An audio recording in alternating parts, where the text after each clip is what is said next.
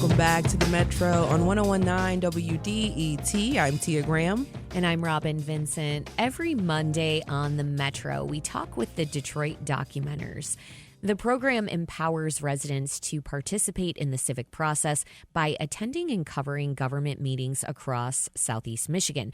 And their work attending these meetings means we know exactly what our neighbors are saying and how local leaders are responding. Right now, the Detroit Documenters have been taking a lot of notes on growing tensions in Ferndale. That's because of a new surveillance system that reads license plates. Some people are worried it could result in police disproportionately targeting Black residents. Back in 2014, the Michigan chapter of the American Civil Liberties Union wrote a letter to Ferndale's chief of police. It asked for an investigation into traffic stops in the city. That letter came after several complaints from Black drivers about arrest statistics at the border of Ferndale and Detroit. To give us more insight, Metro producer Jack Filbrandt sat down with Detroit Documenters coordinator Noah Kincade. Flock Safety is a surveillance company that operates out of Atlanta, Georgia. They operate a nationwide network of mostly license plate reader cameras, but also private security, corporate security cameras. And all of these cameras are networked, and they claim they use AI to monitor license plates. And they're like most license plate reader cameras, they're checking against any that have been reported. So stolen vehicles, people of interest, missing persons. How are police using Flock Safety in Ferndale? Yeah, they're using their license plate reader cameras. So they approved like a 2-year pilot in 2023. They've got 16 of these apparently in use in the city. That number varies maybe a little bit depending on who you ask. They initially approved 16 that were supposed to be there for the first 2 months. And then after they figured out where the most high traffic areas were, they were supposed to reduce them to 8. And I believe they did. But then at some point during the pilot, city council voted to ramp back up to the 16. I know that people at the Ferndale City Council meeting we covered said there were 16. According to Flock's own website, there's actually 15. So I don't know what that variance is, but there may have been one removed. We have a clip from Ferndale resident Peggy Harp speaking during public comment. I don't think that the city and the Ferndale Police Department have acted in good faith in regards to our neighbors in Detroit, and that what this technology will likely inflict upon Black and brown bodies. The city has not conducted the required racial impact assessment for using this technology, which violates its own anti-racism statement of 2020. We also have a clip from Ferndale resident Heidi West speaking at the meeting. I'm concerned that these cameras are exacerbating racial profiling by the Ferndale police, since more than half are placed at or near the border with Detroit.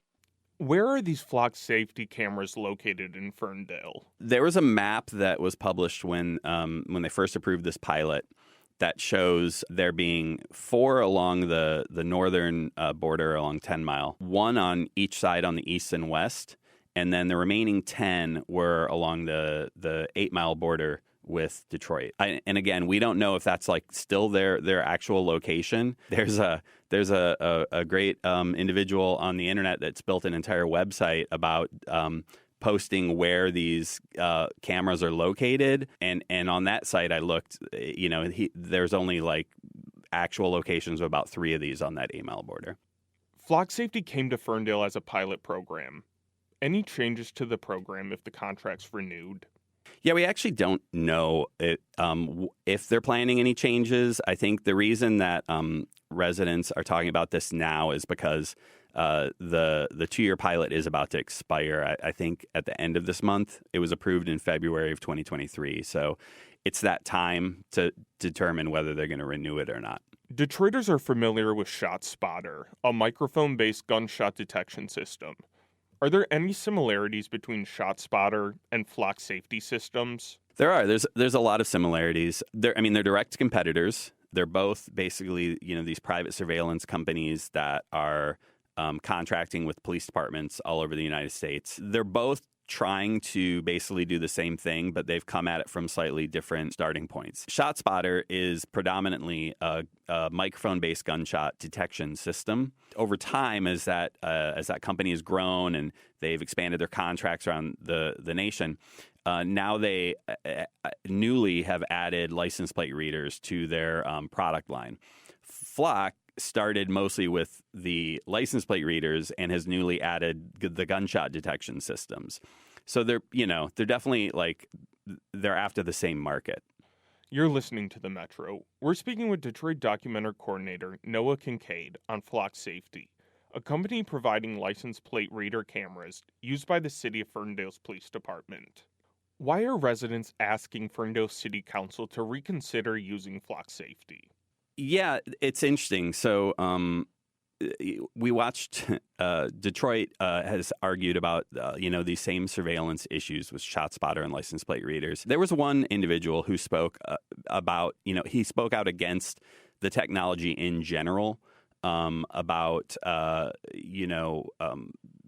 Fourth Amendment issues, unlawful monitoring of individuals as they're going about their day-to-day business. But the rest of the people who spoke about this, they weren't necessarily speaking out and being opposed to the technology. They were upset about the placement of these because they believe that the majority of these cameras have been placed along the 8-mile border with Detroit, and they see that as racist or a racist manifestation of policy and procedure in their city. We have a clip from Ferndale resident Prasad Vengapal speaking at the meeting. Neither city council nor city government nor the police department as a whole have engaged a conversation between those who support these license plate readers under the rubric of safety versus those of us who oppose the use of these license plate readers because we are concerned about the assault on our civil liberties, on our privacy, and on the racialization and existing racialization of the question of safety. Residents have been calling this out as a racist policy. What has City Council's response been? They didn't really address it until the very end of the meeting. One of the council members did directly address that accusation of this being like a racist implementation of their policy, and he talked about that it's really more about geography. Here's Ferndale City Council member Greg Poliga speaking at the meeting. Smart criminals don't get caught. And they don't get caught because they know the best way to get in and out of a city before they even commit the crime. A smart criminal coming into the city to commit a crime knows it is much harder to flee the city to the north, and they know that if they go east or west, they're going to a community like Oak Park and Hazel Park that have very active police departments patrolling their communities. The best option to escape the city is along 8 Mile. Into the city of Detroit, many of those streets are shorter blocks and many are not very well lit with street lights. It is a lot easier for a criminal to get lost in Detroit than it is for any of the other surrounding communities. This isn't a racial thing. It's a geography thing. Ferndale takes a lot of pride in being one of the most liberal cities in Southeast Michigan. I think that's something that really echoes throughout the public comments that we heard in the segment. Can you talk about the city's racial impact assessment and what it tries to prevent? Sure, and this was mentioned. I think one of the clips you played at the top of the segment, she was talking about the anti-racism declaration that Ferndale made in 2020. This came about after the George Floyd killing.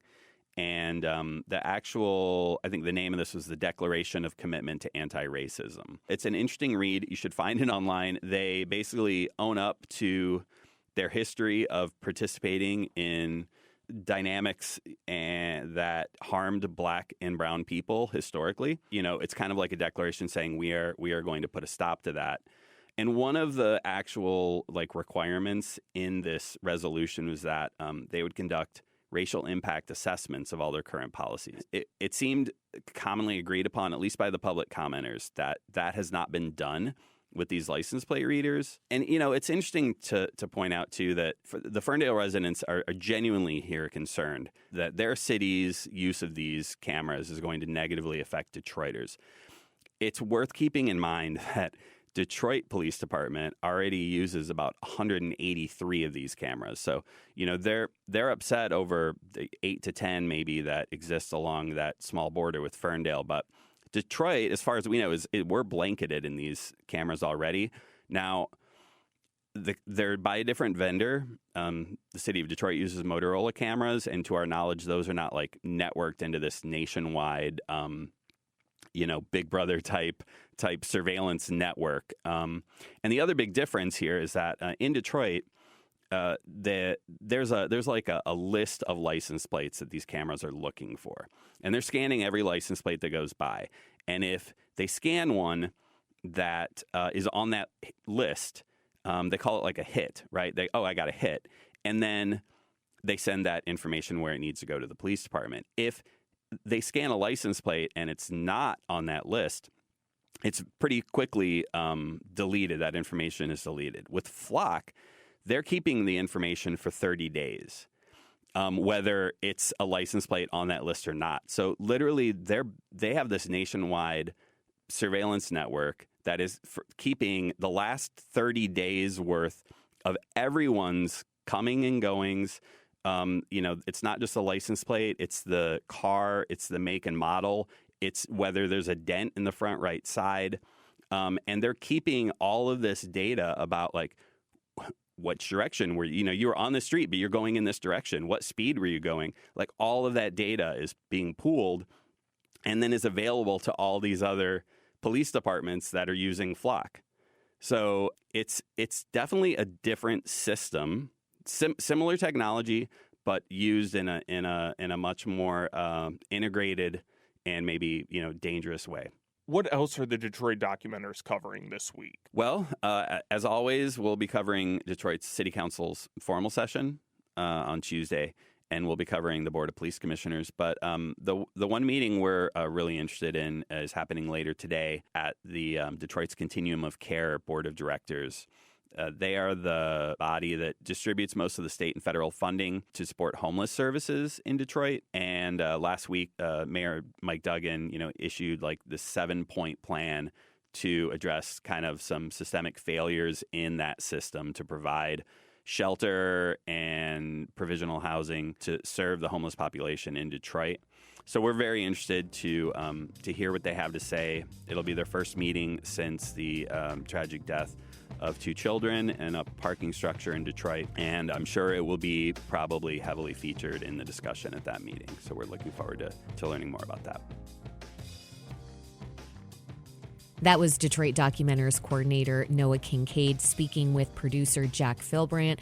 Assistant producer Lauren Myers contributed to this segment.